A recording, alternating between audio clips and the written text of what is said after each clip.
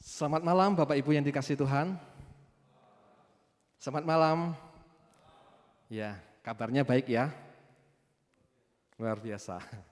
Oke, hari ini kita sampai pada pembahasan Kejadian pasal 17. Saya memberikan tema umat perjanjian. Ya, kita ice breaking dulu ya. Ada tebak-tebakan nih, tebak tokoh Alkitab. Nanti sebutkan hanya satu nama ya, nama dalam tokoh Alkitab ya. Siap? Yang tahu langsung cepat menjawab ya. Oke, nggak ada hadiahnya sayangnya ya, nggak apa-apa ya. Oke, nah ini apa? Tokoh Alkitab.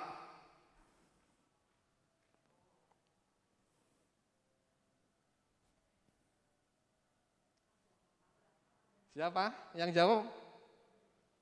Mana-mana angkat tangan terus jawab.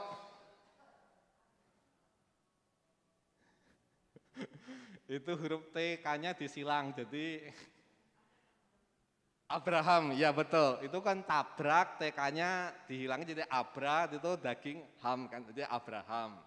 Gitu ya. Oke, ini receh sekali ya. Anak-anak zaman sekarang ini yang kedua. Ini apa? Tokoh Alkitab.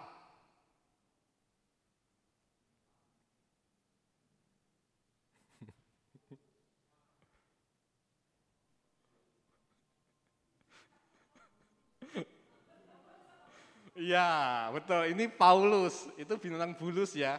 B-nya dicoret jadi ulus, itu paku. Gu-nya jadi Paulus. Oke, ya itu Paulus. Oke, terakhir satu lagi. Iya, ini apa? Tokoh Alkitab, sebutkan.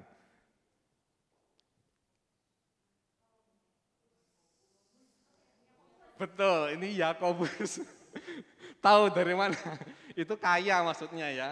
K-nya jadi ya, koran, ra-nya dicoret jadi Yako, itu bus, ya, Yakobus. Oke, segitu aja recehannya ya. Oke, sekarang kita bicara tentang umat perjanjian. Apa itu perjanjian? Nah, kita sering dengar kata perjanjian. Apa itu perjanjian? Perpadanannya, katanya apa, Bapak Ibu? Perjanjian apa? Kesepakatan dua orang, betul. Apalagi? Kontrak itu juga satu perjanjian kan ya, kontrak kerja atau apa gitu ya. Nah, ini menurut KBBI. Persetujuan tertulis atau tidak tertulis atau lisan ya, yang dibuat oleh dua pihak atau lebih, masing-masing bersepakat akan mentaati apa yang tersebut dalam persetujuan itu. Nah, saya kasih gambar jabatan tangan. Nah, itu persetujuan atau persepakatan gitu ya, itu namanya perjanjian. Nah, kemudian bukan hanya di situ, para pihak yang bersepakat berkewajiban untuk mentaati dan melaksanakan kesepakatan itu sehingga perjanjian tersebut menimbulkan hubungan hukum yang disebut perikatan. Jadi kalau kita sudah mengadakan perjanjian, perjanjian itu mengikat begitu. Kalau kita melanggarnya ada sanksi hukumnya. Begitu ya. Itu perjanjian. Nah, sekarang mari kita identifikasi perjanjian yang terjadi di dalam Kejadian pasal 17 tadi. Ya, kita akan identifikasi itu kan ada sebuah perjanjian tuh. Nah, identifikasinya yang pertama, siapa yang membuat perjanjian? Who, siapa? Siapa dengan siapa? Yang kedua, apa isinya perjanjian itu? What? Yang ketiga, mengapa perjanjian dibuat? Motif dan tujuannya apa? Ini bicara misalnya why, mengapa ya. Terus kemudian when, masa berlakunya perjanjian itu sampai kapan? Dan yang terakhir, bagaimana perjanjian itu dihidupi? How? Itu ya, kita akan identifikasi. Yang pertama, who, siapa yang terlibat dalam perjanjian persepakatan di Kejadian pasal 17? Abraham dengan Allah. Ini identifikasi paling gampang sekali. Kalau membaca langsung ketemu. Ini perjanjian antara Allah dan Abraham. Manusia dengan Allah, begitu ya. Who sudah kejawab. Sekarang what? Isinya perjanjiannya tentang apa? Kalau kita pernah membaca surat perjanjian di pihak pertama itu dia suruh melakukan apa, pihak kedua tuntutannya apa, begitu ya. Nah ini yang pertama dari pihak Tuhan, isinya itu ada di ayat 2 sampai 6. Perjanjian mau ngapain nih Tuhan kepada Abraham? Kalau dilihat dari ayat 2 sampai 6, perhatikan saudara, ayat 2 itu dikatakan, aku akan membuat engkau sangat banyak. Nanti diulang lagi, ditekankan lagi di ayat 4. Engkau akan menjadi bapa sejumlah besar bangsa. Ayat 5, karena engkau telah kutetapkan menjadi bapa sejumlah besar bangsa. Diulang ya. Terus ayat 6, aku akan membuat engkau beranak cucu sangat banyak, engkau akan kubuat menjadi bangsa-bangsa, dan daripadamu akan berasal raja-raja. Ini dari pihak Tuhan. Perjanjian itu bahwa Tuhan akan membuat Abraham ini menjadi bapak-bapak bagi beberapa bangsa yang besar, begitu ya. Itu dari pihak Tuhan. Sekarang dari pihak Abraham, apa yang harus dilakukan Abraham dalam perjanjian itu? Ayat 9 sampai 14. Saya rangkum begini, yang harus dilakukan Abraham beserta nanti keturunannya ya. Setiap laki-laki di antara kamu harus disunat. Anak laki-laki yang berumur 8 hari harus disunat, serta orang yang lahir di rumahmu, orang yang engkau beli dengan uang atau budak ya, harus disunat. Karena sunat sebagai tanda dari perjanjian itu. Jadi ini perjanjiannya sangat serius sekali Bapak Ibu ya. Makanya ada tandanya, ada capnya. Kalau sekarang ada perjanjian itu ada meterainya sebagai tandanya gitu ya. Kalau di dalam dunia mafia, meterainya atau tandanya apa? Suratnya dicap dengan darahnya itu, sayap, nah gitu ya. Kalau dunia mafia gitu. Saya ingat ada satu perjanjian yang dibuat seorang majelis di satu gereja, ini kisah nyata. Sebelum bertobat dia sangat tergila-gila dengan perjudian. Wah sampai keluarganya hancur. Dia nggak kapok-kapok main judi aja sampai habis ludes. Di masa pertobatannya dia ingin berhenti main judi. Lalu dia membuat sebuah tanda pertobatannya dengan apa? Dipotong jarinya satu. Ini kisah nyata ya, dipotong itu. Nah setiap kali dia mengingat tangannya itu jarinya hilang satu, itu adalah perjanjian yang dia buat antara dirinya dengan Tuhan. Waktu dia tergoda ingin main judi, jariku sudah kepotong satu nih. Ini nggak main-main ini. Saya sudah berjanji nggak akan lagi. Jadi perjanjian itu mengikat dan sangat serius, tidak boleh main-main. Begitu ya. Ini juga begitu antara Abraham dengan Tuhan. Begitu ya, sunat sebagai tandanya. Oke, sekarang why? Apa motif dan tujuan dari perjanjian itu? Pasti ada motifnya. Kalau boleh bertanya Bapak Ibu, siapa yang berinisiatif membuat perjanjian ini di Kejadian pasal 17. Abraham yang menyodorkan proposal kepada Tuhan atau Tuhan yang berinisiatif? Tuhan ya, iya. Tuhan yang berinisiatif. Motifnya apa? Tujuan Tuhan apa membuat perjanjian itu? Kepada manusia ciptaannya yang berdosa. Motifnya apa? Ada di ayat 7 dikatakan gini. Aku akan mengadakan perjanjian antara aku dan engkau serta keturunanmu turun-temurun menjadi perjanjian yang kekal. Nah ini supaya itu kan tujuannya. Supaya aku menjadi Allahmu dan Allah keturunanmu. Ini motif Tuhan membuat perjanjian itu. Supaya aku menjadi Allahnya Abraham dan Allah keturunannya Abraham. Itu motifnya. Oke, jadi kalau kita memahami Tuhan itu adalah motifnya kekal, dia punya motif yang kekal, menghasilkan perjanjian yang kekal akhirnya ya. Allah yang Maha Kasih menghendaki sebuah relasi. Tadi yang dikatakan supaya aku menjadi Allahmu dan Allah keturunanmu. Allah yang Maha Kasih menghendaki sebuah relasi. Jadi kita bisa melihat gambaran Tuhan seperti itu ya. Motifnya kekal, akhirnya menghasilkan sebuah perjanjian yang kekal. Oke, identifikasi tentang Why, motif sudah terjawab. Sekarang when, masa berlaku.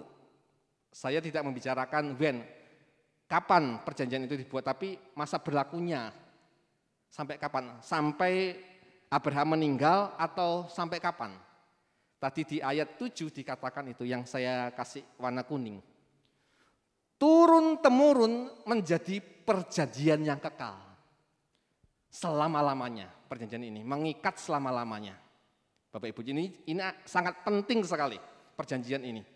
Antara Tuhan kepada umatnya diikat oleh sebuah perjanjian. Jadi keturunan Abraham itu akan menikmati janji-janji Tuhan itu. Karena terikat nih, ini adalah perjanjian yang kekal. Begitu ya. Nah, coba perhatikan juga perjanjian yang kekal, frasa perjanjian yang kekal itu diulang 3 kali. Di ayat 7, 13, dan 19. Ini adalah sebuah penekanan. Seringkali saya mengajarkan kepada Bapak Ibu Saudara-saudara, kalau di dalam Alkitab itu ada pengulangan, itu namanya sebuah penekanan. Perjanjian yang kekal diulang 3 kali ini adalah satu penekanan. Jangan dilupakan, ada satu perjanjian yang kekal. Begitu ya. Nah, sekarang pertanyaannya gini, siapa keturunan Abraham secara lahiriah yang terikat pada perjanjian tersebut? Siapa keturunan Abraham secara lahiriah yang sah, yang terikat pada perjanjian tersebut?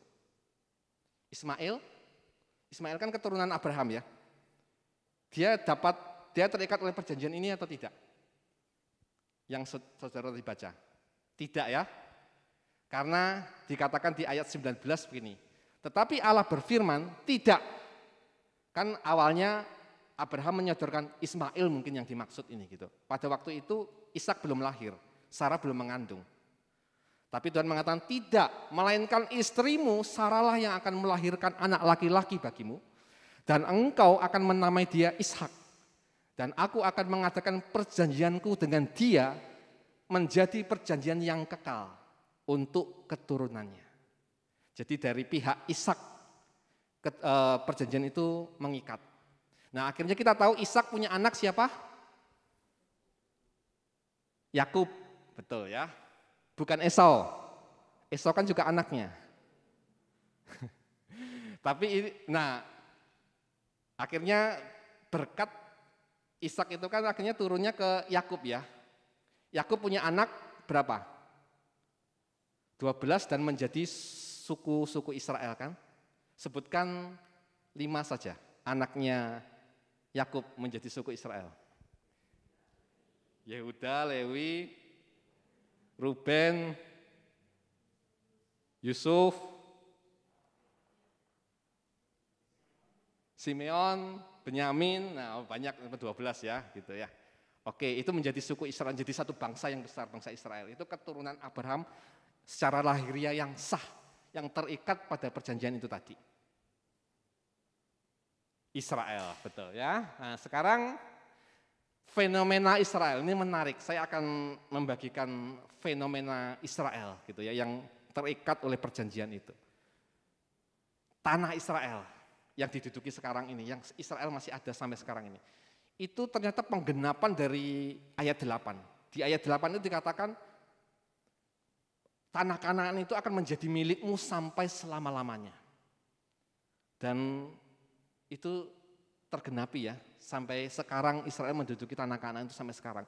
Walaupun lawannya banyak sekali begitu. Walaupun Israel pernah terusir dari tanahnya, tapi kemudian kembali lagi sampai sekarang. Ini janji yang luar biasa, karena memang tadi Tuhan sudah mengikat perjanjiannya. Apa yang Tuhan sudah katakan, dia akan genapi. Ini luar biasa, ini sejarah membuktikannya. Yang kedua, orang Israel atau orang Yahudi itu mempertahankan kemurnian sebagai keturunan Abraham dengan sungguh-sungguh. Sejarah pernah mencatat, mereka pernah terusir dari tanah kelahirannya, yaitu di tahun 70, berpencar ke seluruh dunia, sampai 2000 tahun kemudian pulang ke tanahnya, garis keturunannya masih murni. Ada masih bisa ditemukan dari suku Benyamin, dari suku Lewi, dari suku Ruben, semuanya ada.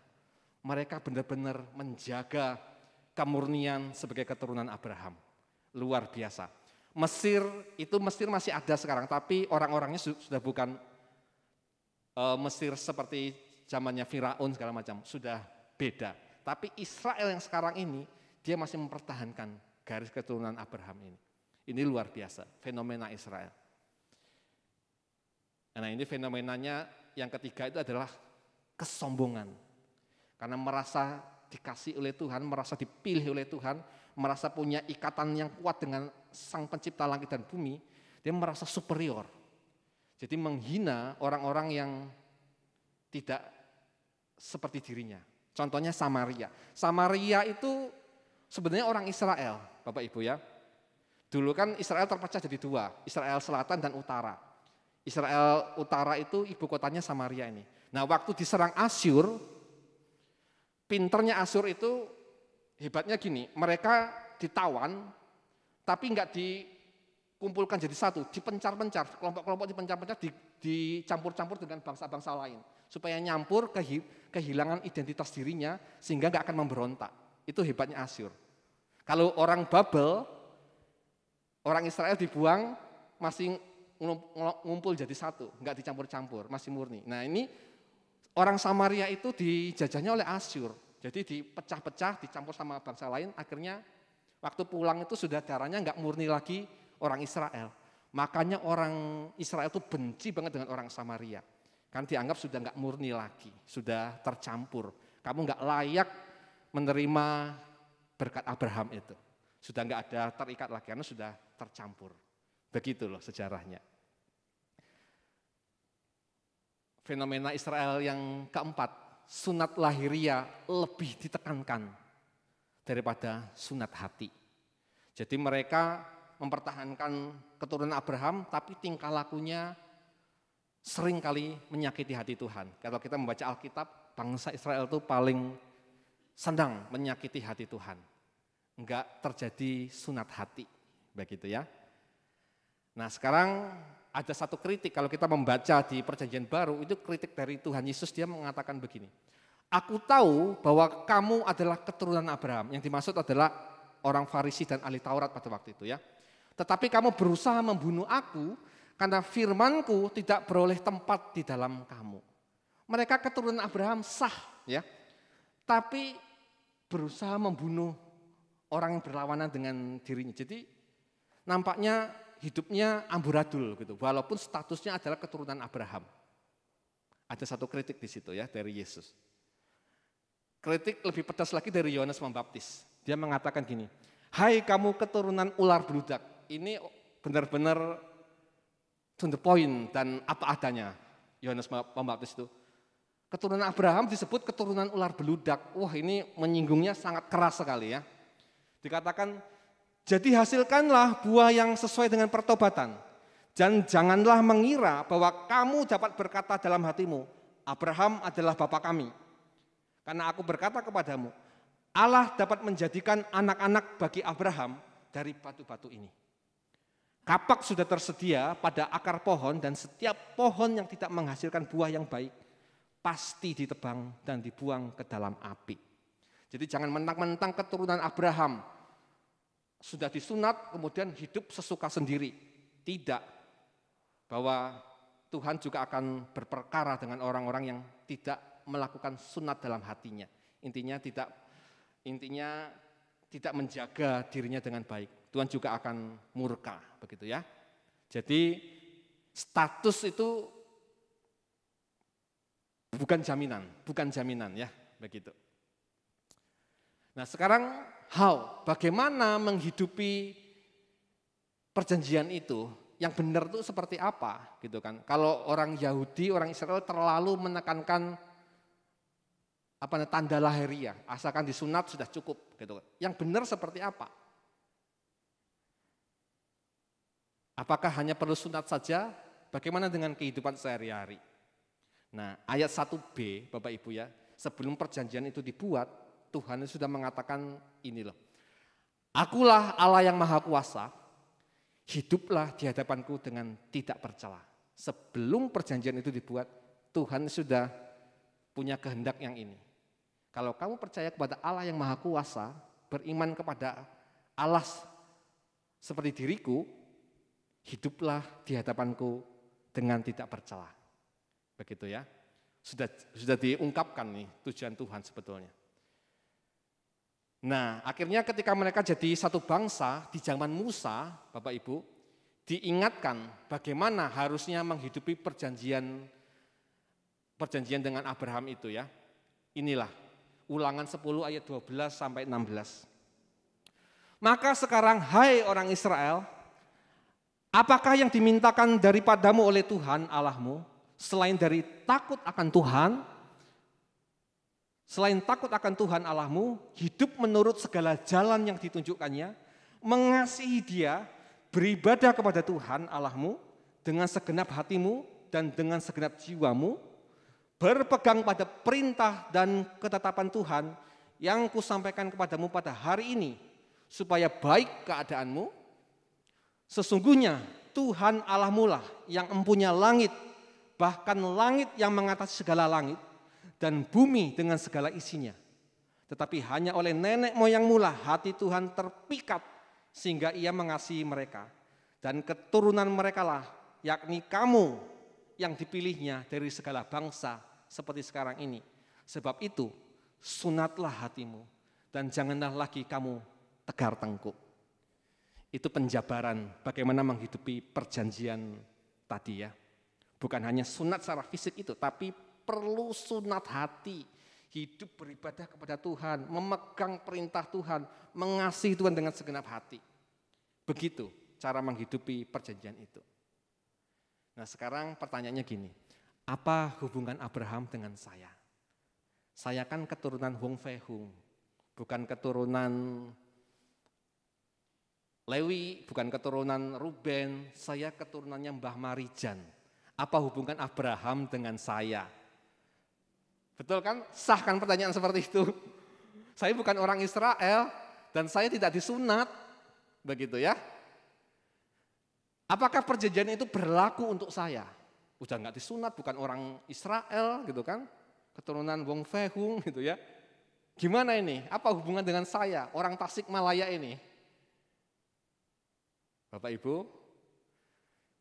Alkitab kita terdiri dari perjanjian lama dan perjanjian baru. Ada kata perjanjian di sana, ya. Kenapa dikatakan perjanjian? Ya karena memang Alkitab ini menceritakan adanya satu perjanjian antara Allah dengan umatnya. Perjanjian yang lama dan perjanjian yang baru.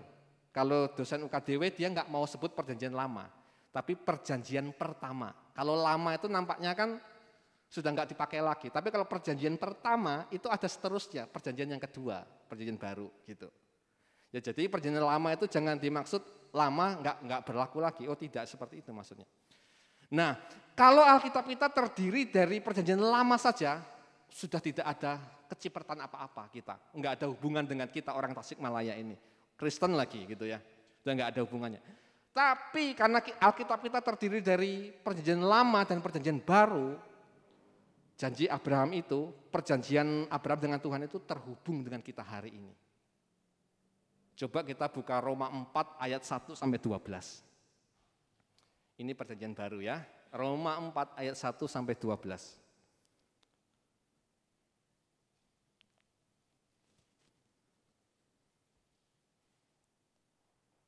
Saya akan jelaskan saja ya, sebetulnya dalam Roma 4 ayat 1 sampai 12 itu Paulus itu ingin menjawab isu tentang keturunan Abraham itu ya. Karena orang Yahudi itu kan merasa paling benar gitu ya. Lalu Paulus ini ingin menjawab gini, orang itu dibenarkan, maksudnya orang yang dibenarkan itu orang yang bersunat atau tidak bersunat? Itu pertanyaan Paulus kepada orang Yahudi ya.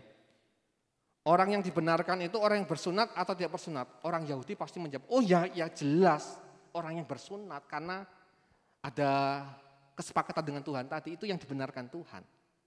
Lalu Paulus menjawab lagi gini, Abraham itu dibenarkan setelah dia sunat atau sebelum sunat? Bapak Ibu menjawabnya bagaimana?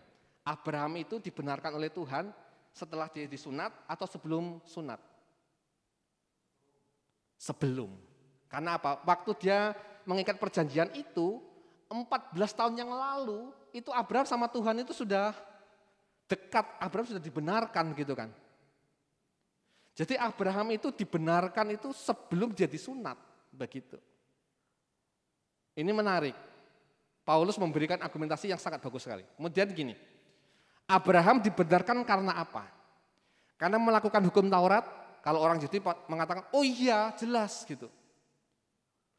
Tapi Paulus mengatakan hukum Taurat itu waktu zamannya Abraham itu belum ada, adanya zaman Musa gitu kan. Jadi jelas Abraham dibenarkan bukan karena melakukan hukum Taurat, bukan karena disunat, tetapi apa? Karena dia percaya, karena dia beriman kepada Tuhan, sehingga itu diperhitungkan sebagai kebenaran. Jadi perjanjian baru, Paulus ingin intinya mendistorsi pemahaman orang Yahudi pada waktu itu. Nah jadi gini, jadi Abraham bukanlah bapa dari mereka yang telah disunat, tetapi ia adalah bapa dari mereka yang bertindak berdasarkan iman kepada Allah. Ia adalah bapa setiap orang dari segala zaman yang menuruti firman Allah seperti dia.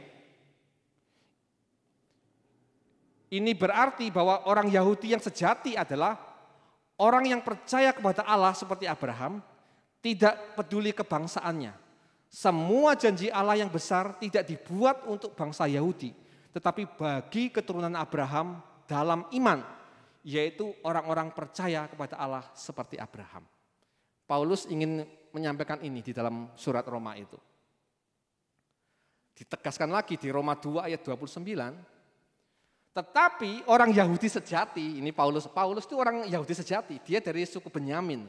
Tapi dia mengatakan ini, tapi orang Yahudi sejati ialah dia yang tidak nampak keyahudiannya dan sunat ialah sunat di dalam hati. Secara rohani, bukan secara hurufiah. Maka pujian baginya datang bukan dari manusia, melainkan dari Allah. Ini jelas sekali ya, nggak perlu saya tafsirkan lagi. Jadi Yahudi sejati adalah sunat dalam hati secara rohani. Bukan karena disunat secara lahiriah tadi. Lebih tegas lagi, Galatia 3 ayat 29, Paulus mengatakan ini.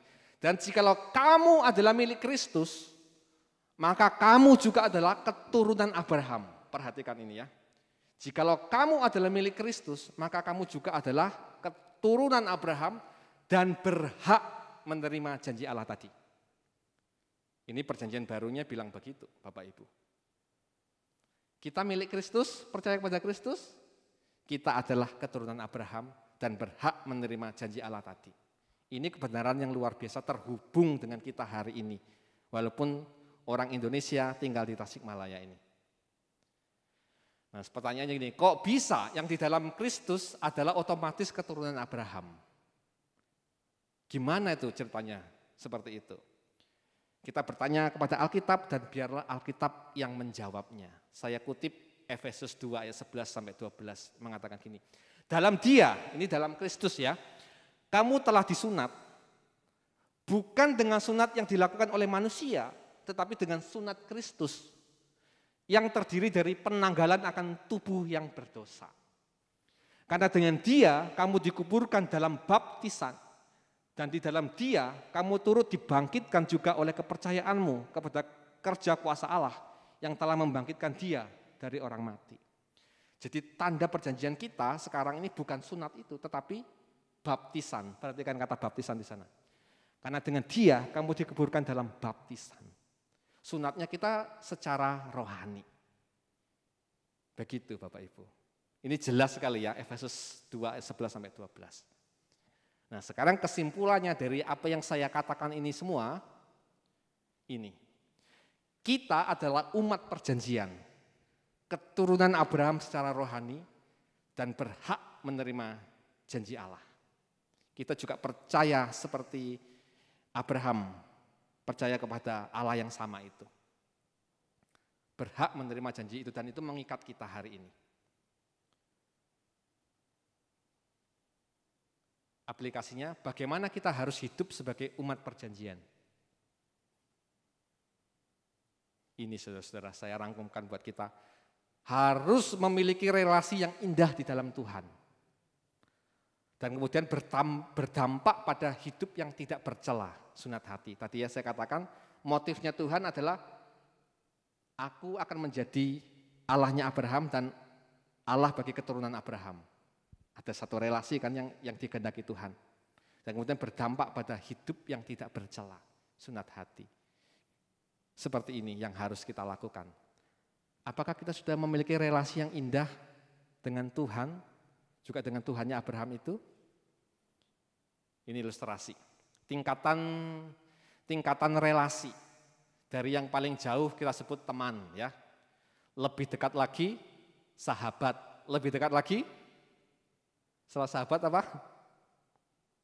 Pacar dulu ya. Setelah itu suami istri, menikah, kawinnya. Ini tingkatan relasi ya. Bapak Ibu, dari 4 tingkatan relasi ini, mana yang terikat pada satu perjanjian?